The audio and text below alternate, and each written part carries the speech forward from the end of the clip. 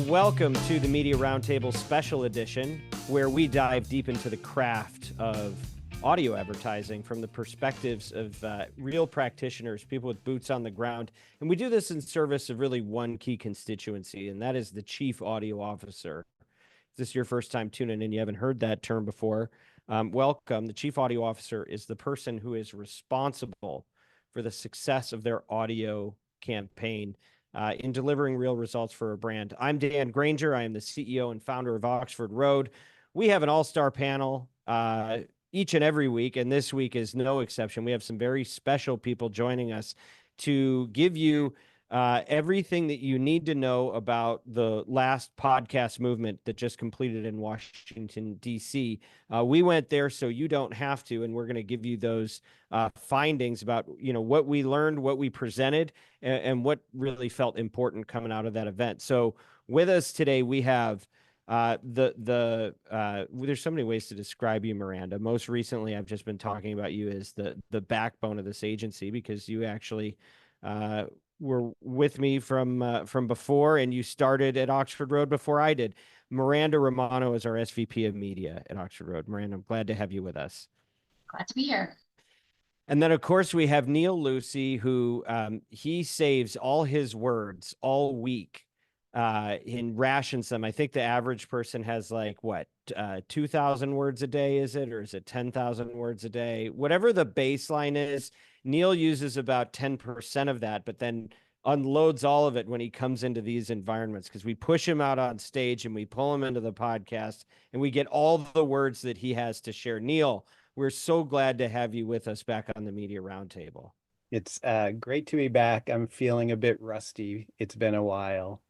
And it is true that I tend to ration my words. You're not rusty. You're just pregnant with words. You're brimming with them. And so thanks for storing them all up. And then what we thought we would do that would be fun is we have a new member of the Oxford Road team, our brand new associate media director, Tess Ryan. Tess, thank you for joining the Media Roundtable podcast. How long have you been at Oxford Road now?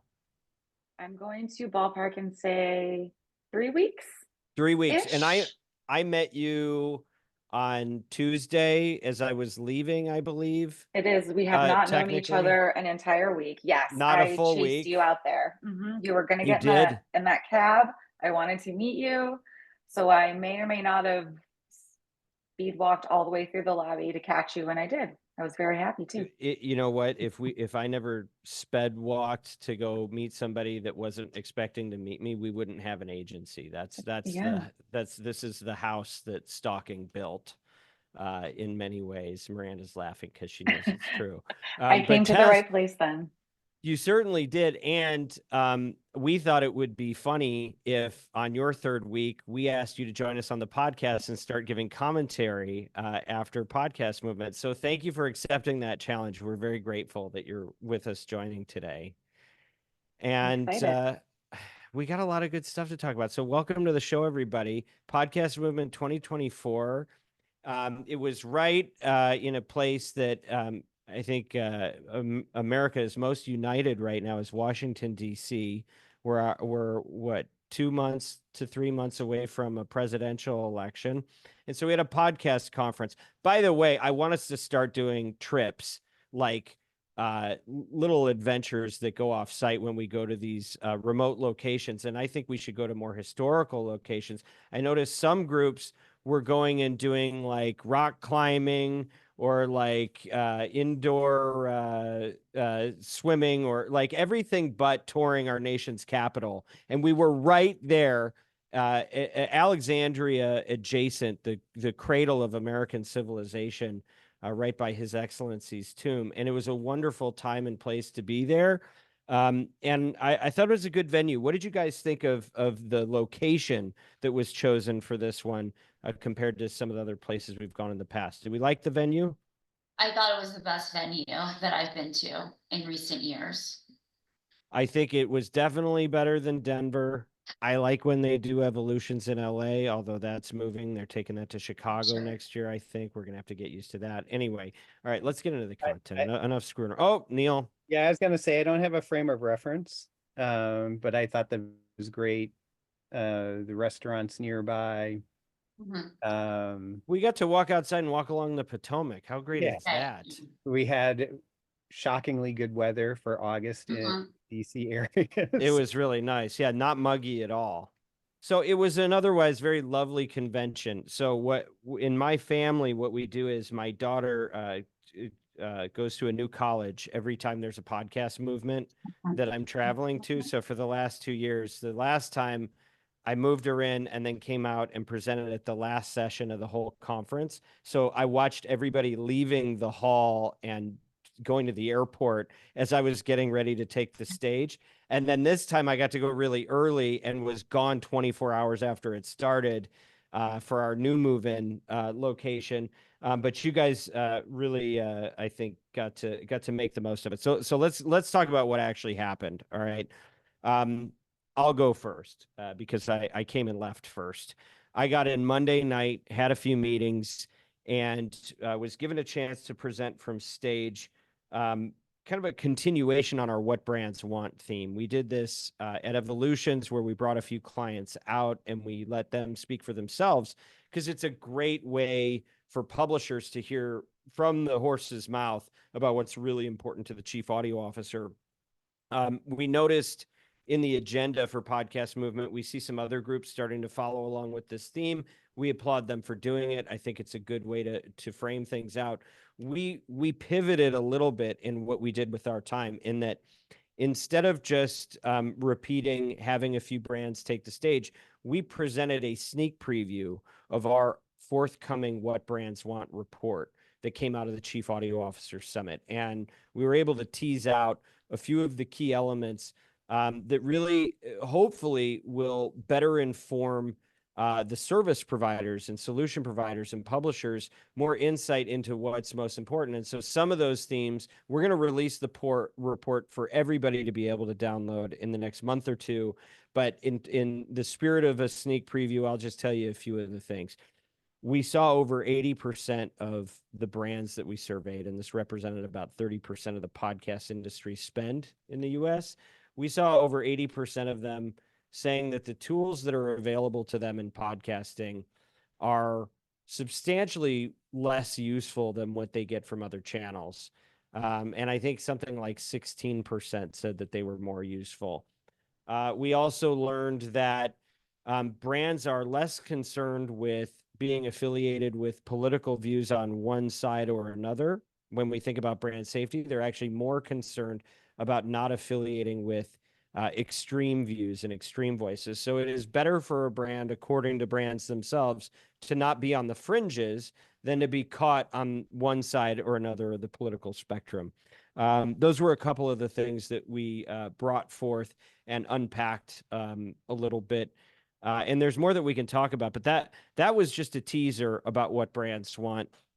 The meat of my session flowed into our Podload report that we just released with Pete at Podscribe. And to quickly summarize that, Podscribe was a very good partner to us in sharing their data and helping us, create some real formal perspectives on, as a buyer, when should you be paying attention to the number of ad units that are in a show that you're buying, and how should that impact CPMs, right? Very important topic for all of us. And so our report that we released with Podscribe, that actually just since then had an article this week come out in the Wall Street Journal talking about it, is that, the ad loads are creeping up. We're seeing, double the listenership in the channel that's happened since 2015. But we actually got to show what are the break points when you add more units per hour in a podcast. What is the impact on the average performance of that buy? Because it can look the same to us. We might say, oh, well, we're buying a $20 CPM in this show for this type of unit reaching, XYZ demographic and Y downloads or whatever. And yet, why is this one working 20 or 30% worse? Well, it could be because there's one show that's got 17 ad minutes per hour and another show that's got 6 or 7, right? And then there's another one that's 3. And we see a distinct correlation. It's not a shock to anybody to learn that when you run more ads, the ads don't hit as hard. We do know that. The most important thing to me about the conversation, because there's been a lot of talk in the last year about the increasing ad loads in podcasts. It's not a new subject, but what was kind of unique with this report is, number one, this is the first time anybody's able to actually quantify the impact on ROI. That's number one. Number two, we put something on the table for people to react to in terms of what we called our Oxford clock. What we did was we gave the market a template and said, hey, we believe that if you can contain your ad loads to 10% or less of a show, you'll hold back the tide that is going to dilute the value of every ad that you're selling today. You'll give yourself a chance to give a better listener experience to your end users, your customers, which is going to increase the time that they spent with the channel. And just by putting strategically placed personality endorsements in a show at 4 different points, one pre, one early mid, one late mid, and one post, you then allow yourself to open up a couple extra breaks where you can put in pre-produced units. You can still have your programmatic, you can still automate, but the listener is never more than 60 seconds away from the voice of the host. And I think that means a lot. And I think it'll make for a better ROI for publishers, a better ROI for brands, and a better ecosystem so that listeners are a little bit more motivated to keep coming back for the thing that brought them here that they really love. So that was what my panel was all about. And, you know, I only know what people tell me, right? So I don't know what people are really thinking, but it seems like it's been positive momentum. And I've just been grateful that we got to kind of stake a claim and say, this is the way we think it ought to be, and let people start reacting to it. Any reactions from you guys, either based on your own perceptions or anything you're hearing or seeing in the market? Do you think the 10% limit or the Oxford clock is being received, considered? Do you think this thing has legs? I think it was well received. I had a couple of unsolicited comments to me. So just people that came up to me and said how much they appreciated the report and how important they thought it was. One of the sessions I attended was The View from the Top, which was hosted by Stephen Goldstein. They mentioned the pod load report Did they in really? their session.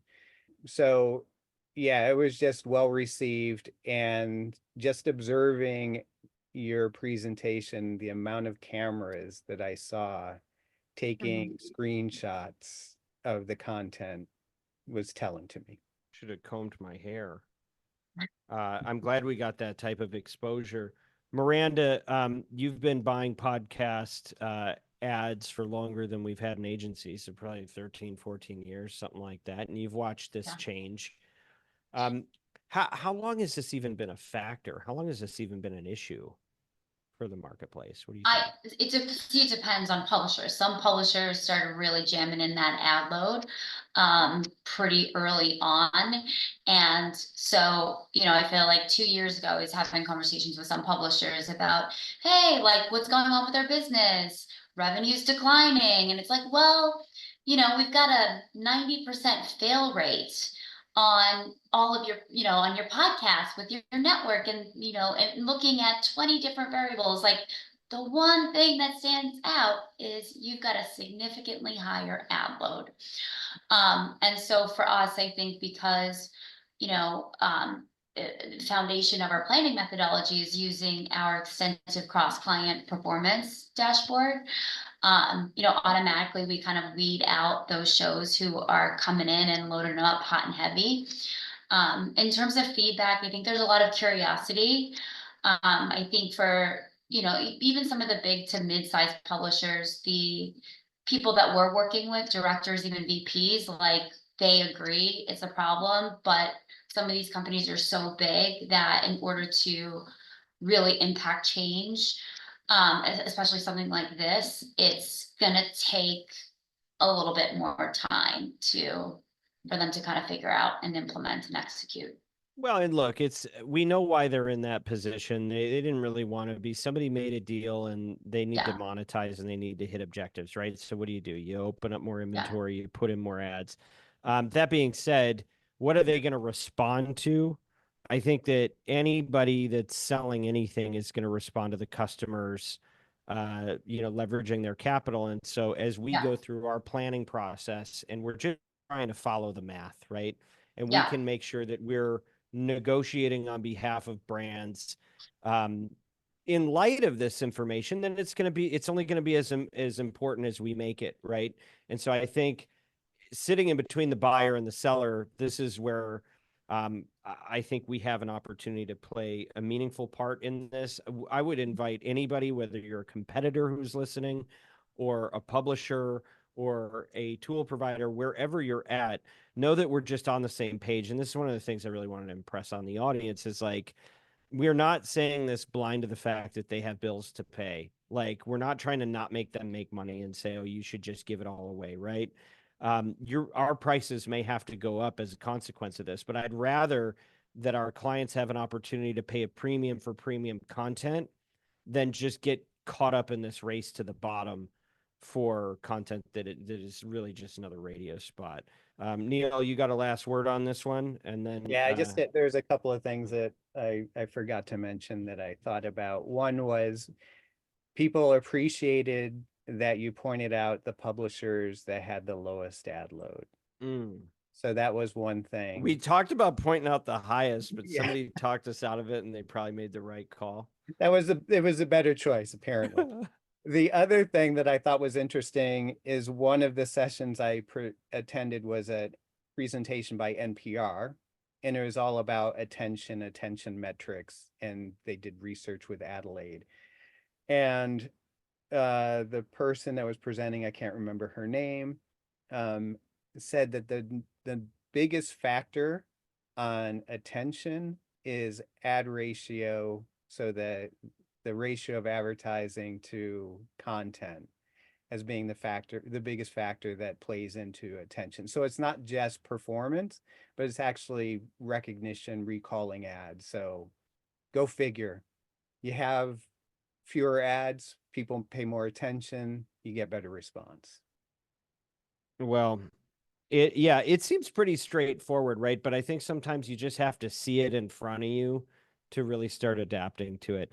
Tess, did we miss any spots on this topic before we move on? What are your thoughts?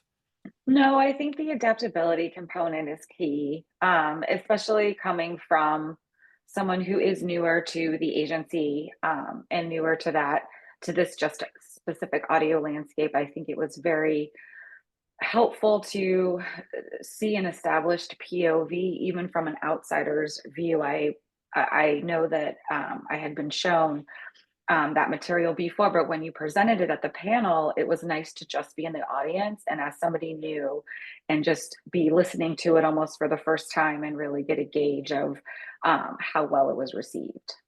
Wonderful. And you picked a good one to kick off with us at. And had you ever been to a podcast movement before? Not a podcast movement, agency events.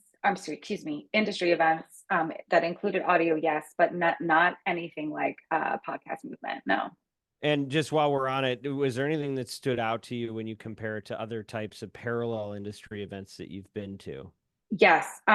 So I liked and appreciated the focused, like more niche format. You know, I love having my eyes and ears on all things media just as much as the next agency lunatic.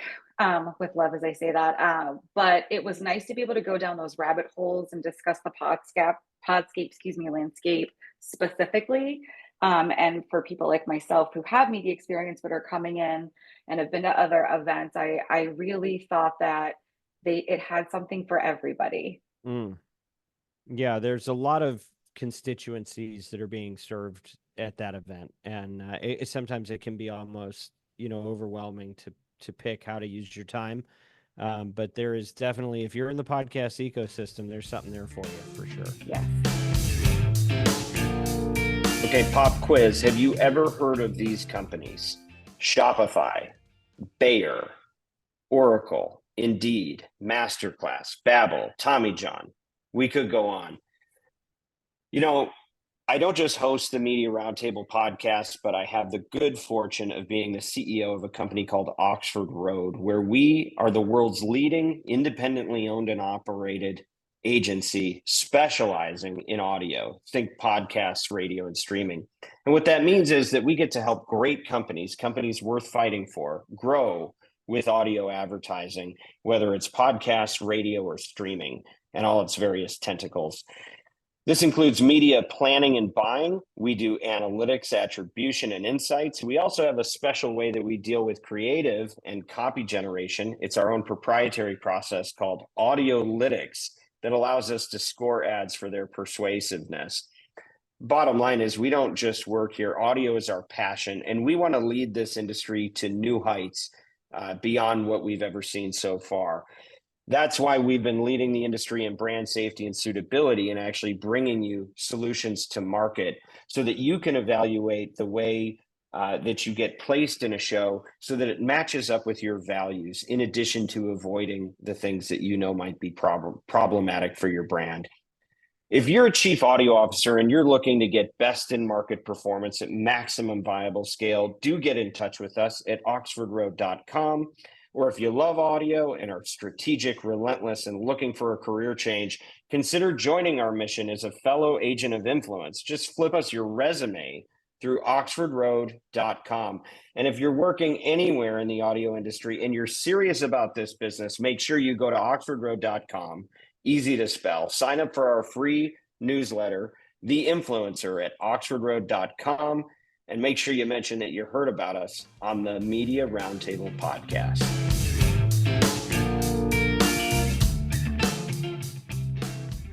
All right, Miranda, you got a little stage time.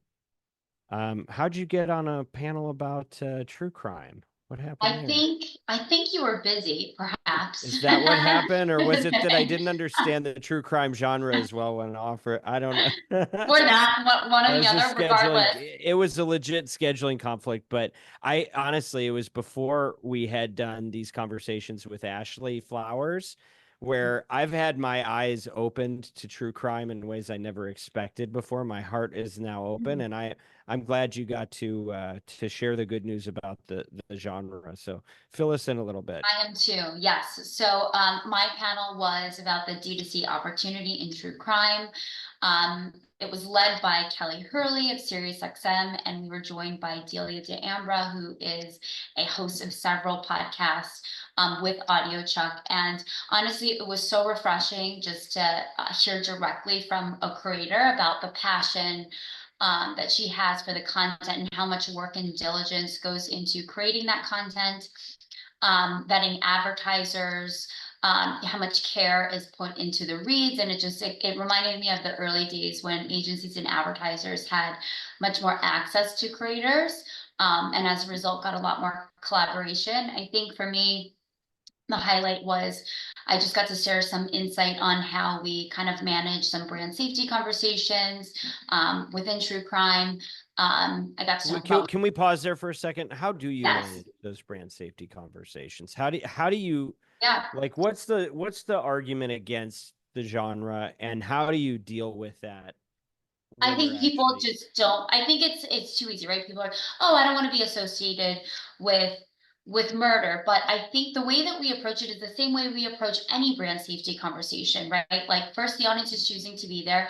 And then secondly, it's not black and it's not white. There are some true crime podcasts out there that sensationalize these crimes. They're there to satisfy people's morbid curiosities. But then you've got podcasts like, I'll call it Counterclock, which is hosted by Delia, that, is hosted by a professional journalist who has integrity behind her mission, which is to find justice and advocacy for these victims and their families. And you cannot put those two very different shows in the same bucket. And so, for us, it's using tools like Seeker and Podscribe to kind of differentiate the two and just have those conversations with our advertisers. But it's too important of a genre, I think, for people just to blacklist. Within the genre, we see a lot of variation, but with performance, it's a broad genre. But You know, as I shared on the stage, and it was a little bit of a shock, but like we even see it work for some of our B2B advertisers on a broader, very efficient run of network. But yeah, I mean, I don't think it's really any different than any of the other genres. channel, right? Yeah. And is there what type of customer is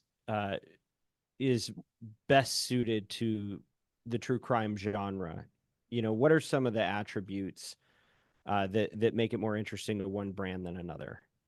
I'll tell you the one attribute, and just kind of stepping away from the audience and kind of going on this panel. I did a little bit of prep work. I think one thing that really makes the true crime genre so unique, and again, kind of more specifically the podcast, like a certain type of podcast, like Delia's podcast, is, you know, Delia's hosting, the host is hosting, but in a lot of times you get to hear voices and perspectives from people involved from now recordings. And so the listener is essentially forced to kind of become a detective themselves. And that requires active listening. So, you know, while kind of doing my due diligence here and listening to various different true crime podcasts, if I was cooking or driving and something took my attention away for like 30 seconds, I was lost. And I had to go back and rewind and make sure that I'm really paying attention so that I could help figure out who did it. And I think that there's such an unrivaled sort of deeper mental engagement there that is very difficult to find in some of the other genres. I was going to add that because I was lucky that I wasn't taking meetings probably like you were all day, Miranda. So I got to attend some of the panels, and there was another panel where they talked about true crime, and they talked about how much interest there is, not just in the salacious part of true crime, but the victim stories. So there's a lot of, like, you're telling these victim stories, and it's really kind of providing some closure. I don't know if it's providing closure. It's not providing closure for them, but it's giving them a voice. It's giving them a voice as the victims. And then one other thing that I thought was interesting, because there's the woman who talked about true crime, she focused on a specific area. So she talked about the local appeal of true crime. So like there's different appeal, like, you popular know, people want to know subgenre. what's happening in their areas, the areas that they live in, and hers was in the New England area. Yeah. And it was funny because Tom Webster, he's from Maine, and he said there must be a lot of murders that happened in Maine when he was doing his big keynote. Wow. Local, it's such a thing that is I think it's about to break open, but wouldn't that be interesting if it was crime that became the thing, right? That actually, I'm just looking out my window at the 101-405 exchange in Southern California, and I'm thinking, I wonder if you could do a podcast just on all the accidents that happen out here. If you really drew that Crazy out. stuff was happening. No, but you know what? I did get two ideas from what Miranda's been saying so far in this conversation. One, you were talking earlier about the fail rate of a network, right, or a show. Should that ever be published? Should fail rate by podcast, or perhaps success rate, if we want to stay on the sunny side of the street? Is that something that we want? What do we think about that? You know, I like to deal with that kind of stuff behind closed doors. I think that's actually where you have the biggest leverage. That's true. And don't want to necessarily kind of share all of our secrets. But that makes good sense. Yes, but I want to say one other thing on true crime that shocked me a little bit. In looking at the IAB podcast revenue report, it reported that in 2023, revenue declined, but meanwhile, Nielsen is reporting audience growth. And so to me, that just said there's a heck of a lot of opportunity for advertisers to come in and test it efficiently, which is what we are seeing on the front lines.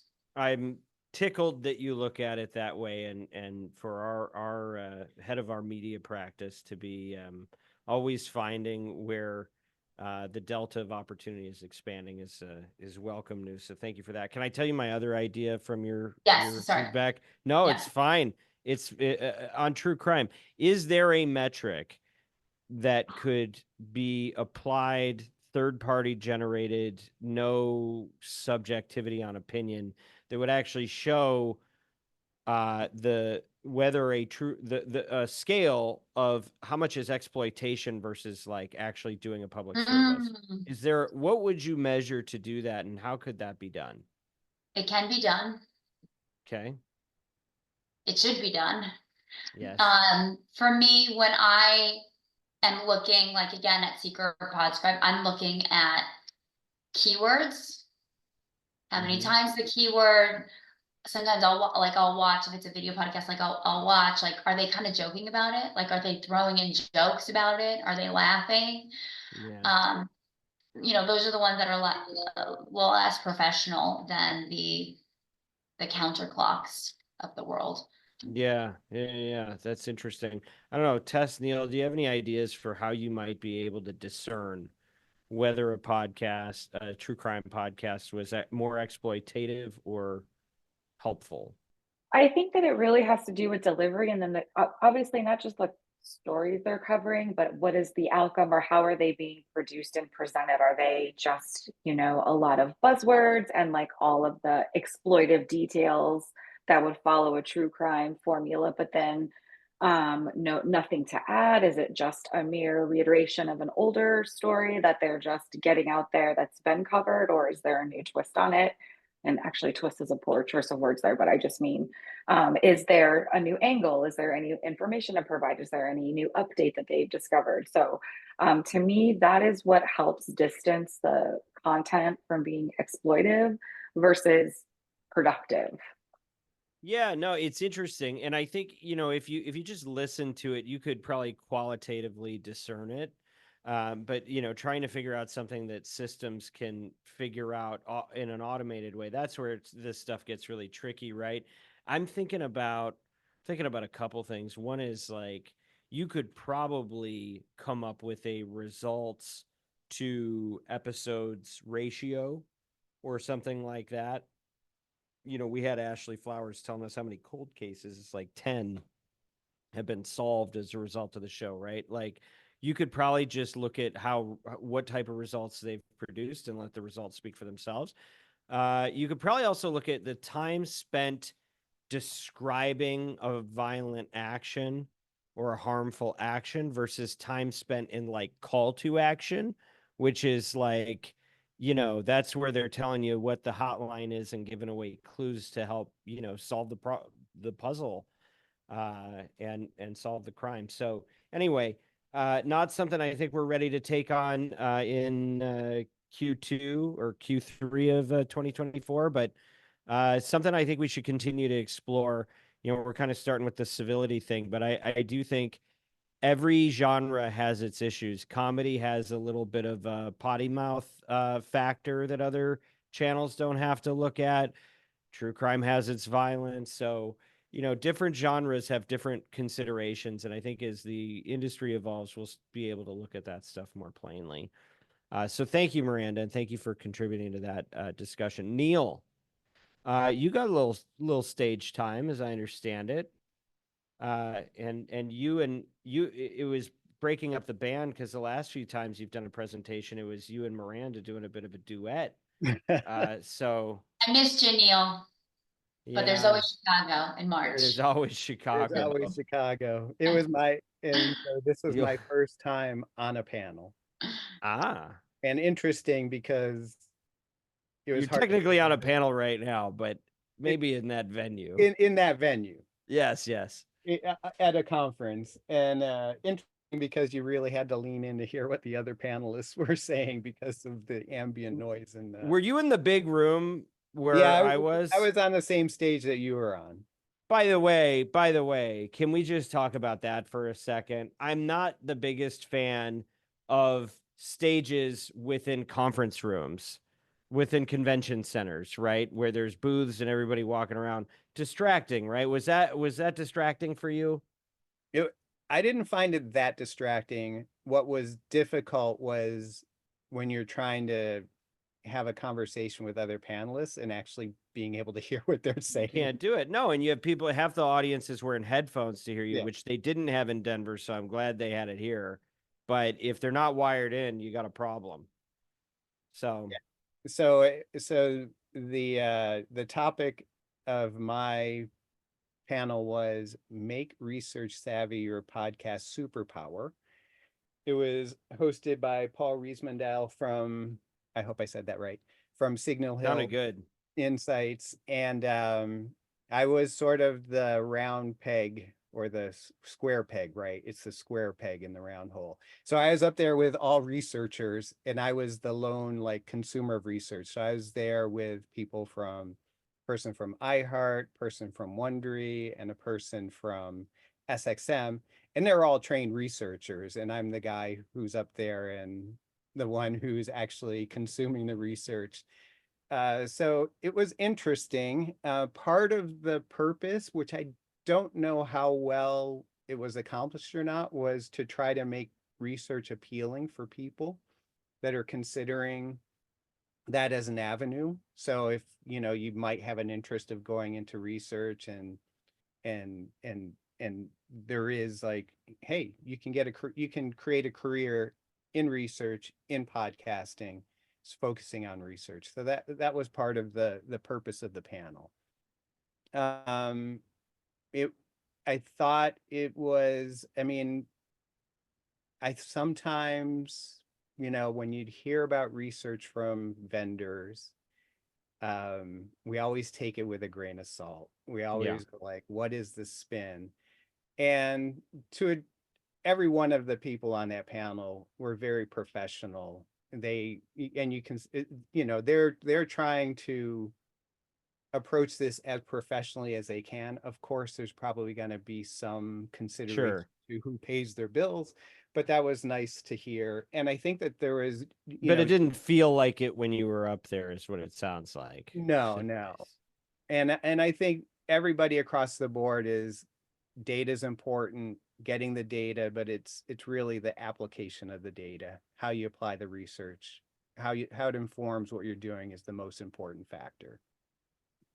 And Neal, as one of the, I don't know, you may be the lead consumer of research in our industry, right? You might be, right? What do you feel? Where do you feel are like your best sources? Who gives the best research in our field?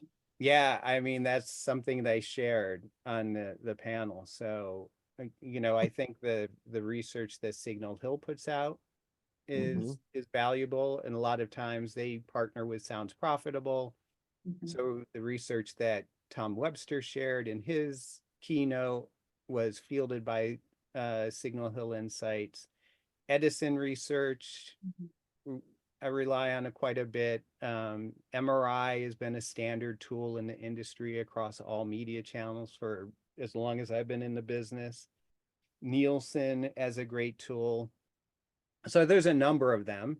And what I did say, and I think that this is important because research can be spun. Research, is presented from the perspective of who conducted the research. But when I see consistency across sources, that validates the value of the research to me. So consistency in like the podcast listenership, there can be slight differences. But if it's pretty consistent between Edison and Signal Hill or eMarketer, then I feel confident in what I'm getting out of that research. Well, an MRI and Nielsen are putting out, consistent, they have like full databases of research, right? And then you've got Edison, which does as well. Signal Hill Sounds Profitable. A lot of those are custom reports, right? So do you feel, who do you think does the best custom research that you've seen? The best custom research to the audio industry, I put with Signal Hill and Edison research. Yeah, we've not given Signal Hill enough exposure on this podcast, but I think we should start including them more in the conversation. And we want to, of course, continue to stay up with our friend Larry at Edison and our friends at Sounds Profitable. But it's nice to see these types of picks and shovel solutions evolving around the ecosystem, right? It gives us a better ability to do what we do. Anything else stand out from you from that panel? Well, the other thing is, I mean, this is a podcast. It was podcast movement. Everything in that kind of hall is about podcasting. But I did talk about, I don't just look at podcasts. I look at audio. I look at all audio channels. I look at other media channels. So wouldn't it be nice if you could see all that in one place? Yeah, that would be amazing. Yeah, we just need the RAB, the half of the NAB, sounds profitable, IAB. We just need all the divisions to start grouping by channel, right? Yep.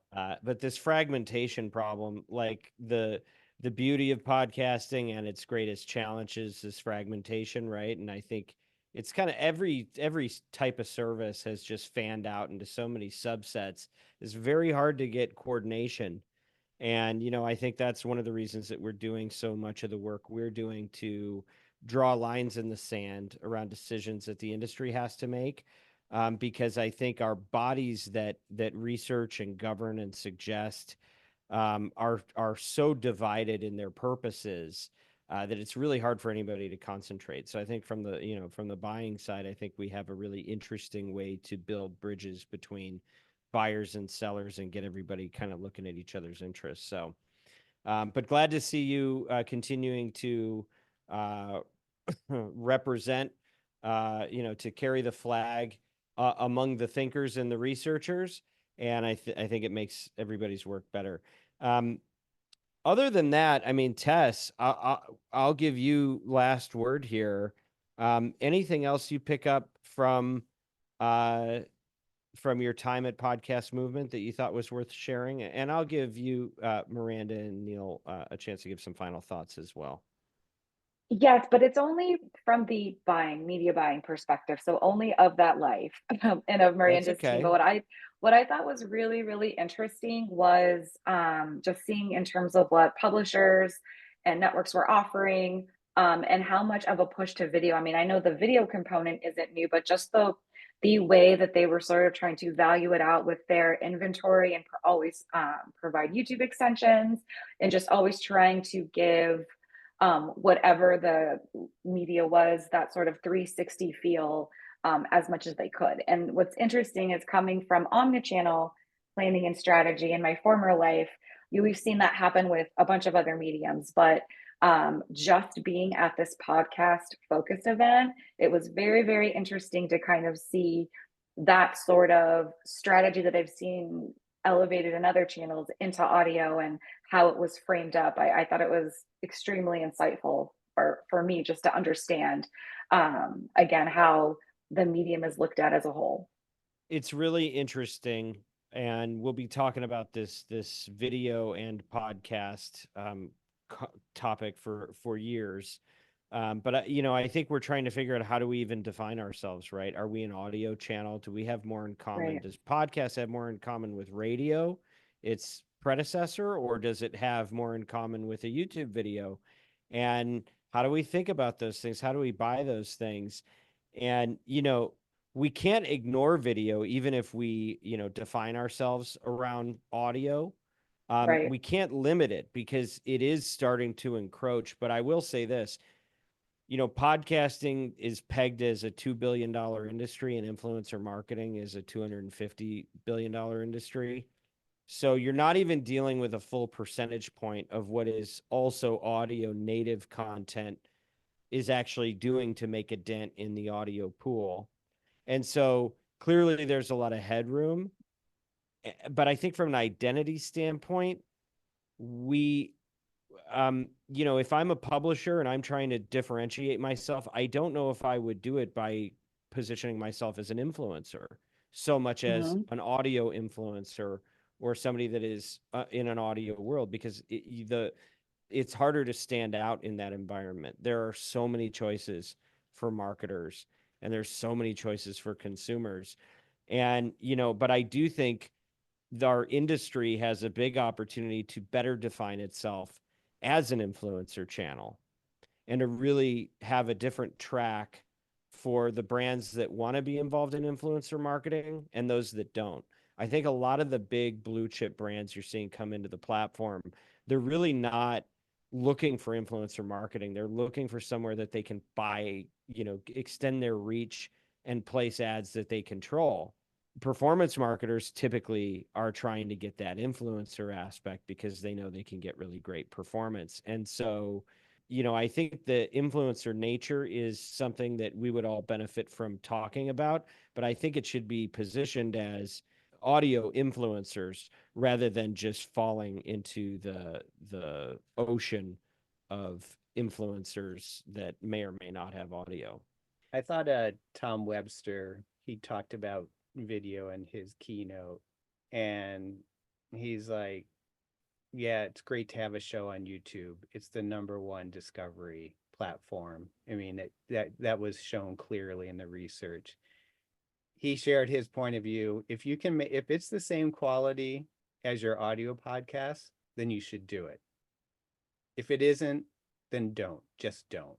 So that's really subjective, though. I'd love to ask him, what does that mean, though? Because talk radio in this country, which podcast has just surpassed in reach, comes through an AM signal that cuts out if you go under a bridge. It's not a good listening experience. This is not high fidelity here. And so when you're dealing with the spoken word, it doesn't have the same consequence. And so I think sometimes podcasters can get hung up in the production value.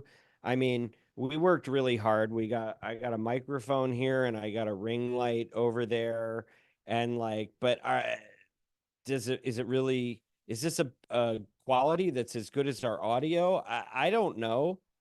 I don't know how anybody would self-judge that. So I'd love to hear him unpack that at some point.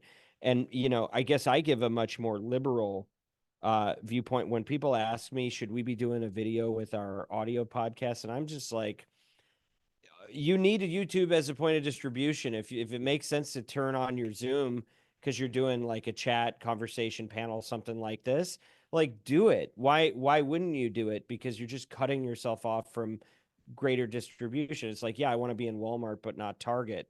But on the other hand, if you're talking about a real production and something is dependent on production, if you're doing, scripted drama, a scripted audio drama, yeah, you may really need to do an investment. That's where you have podcasts that we're getting $50,000 an episode budgets. That's a whole different thing. But I think you have to distinguish what the purpose of the show is, because the bar shouldn't be that high, in my view. So anyway, any other closing thoughts from you, Neal? The other point on video, which, I mean, to me, it made sense as a consumer of podcasts on YouTube, and I'm not representative of every podcast listener on YouTube. But on another panel, they talked about the reach of YouTube, but the trade-off of you're not watching as long. So yeah, and there's a measurement issue as well, right? Yeah. Because we still can't slap the pixels on them. And so that gap in measurement, and how do you project measurement onto the YouTube audience from like the pixelable audio? Do you do a multiplier? What's that approach? What's the best approach? Is it last click from the clicks that you get from the links that you have in the comment? Those are things that I heard mentioned. So it's interesting, our big white paper that, I mean, I see multiple people downloading it a week still, but our white paper on solving the audio attribution problem, maybe we named that thing poorly, because we could have called it solving the YouTube influencer attribution problem, right? I think we still need to be dealing with the surveys. For the foreseeable future, we're always going to need surveys.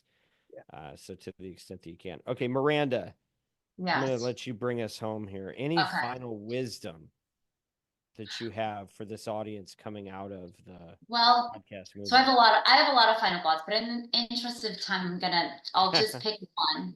And it's really more just to kind of shed insight into something. I left this podcast movement feeling more sympathetic towards publishers and sellers more than ever. They're facing a lot right now. You know, the iOS update that took effect late last year continues to, you know, wreak havoc on podcast downloads. And just as publishers think that, hey, we're finally getting a handle on things, the downloads drop again. And I mean, for some businesses, it's a serious issue and putting their business at risk.